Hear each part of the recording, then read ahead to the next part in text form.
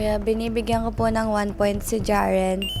Nakukulangan po ako sa kanya sa pagtulong sa gawaing bahay. Puro po siya kain. 2 points si Rain. Dahil sa nagdaang weekly task po is siya po yung hindi pinaka nagseryoso po. 1 point si Jaren kuya, kinikiliti niya po ako kahit hindi naman po ako nakikiliti. 2 points si Dylan kuya kasi po nakukulitan po ako sa kanya tuwing nilalapit niya po yung mukha niya sa akin kuya kahit ayaw ko naman po. 1 point si Kuya Dylan po.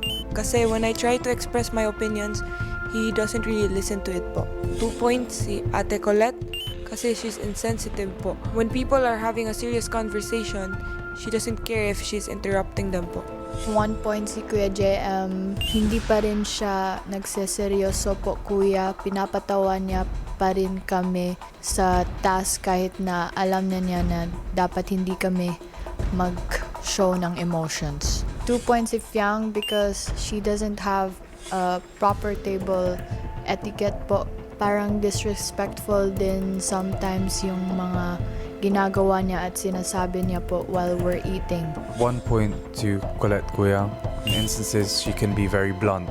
She might not know that it affects the person when she says it. 2 points to Kai, because at times she can be entitled. When something doesn't go her way, she doesn't accept it. 1 point kuya si Kuya JM po. Kasi nung weekly task po kuya, hindi niya po sineryoso. Kaya natawa po ako. 2 points si Rain po kuya. Tawa po siya ng tawa kuya. Kaya yung 3 po namin natitirang chance po, nabawasan po. Imbis na nagamit po namin sa iba. 1 point po si Kai po kuya. Parang hindi na po siya gumagawa ng mga gawaing bahay po kuya. Kagaya na lang po ng paghugas po ng pinggan. 2 points po si JP po kuya.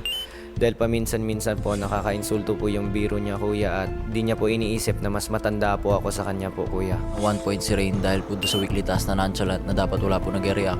Nakailang beses po siyang reactions which led to eventually pagkatalo po namin sa task kuya.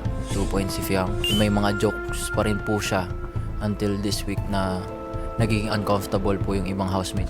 1 point kuya si Rain. Madalang ko na po siyang makita na gumawa ho ng gawaing bahay kuya. 2 points kuya si Dylan kasi naanoy na po ako sa paulit-ulit po niyang pagbabanggit ng mga naging achievements po niya sa labas ng bahay kuya. 1 point si Kai. Patuloy pa rin po yung paglalabag ng mga bawal po sa bahay in terms of singing at nahahawa yung ibang housemates po kuya. 2 points si Colette.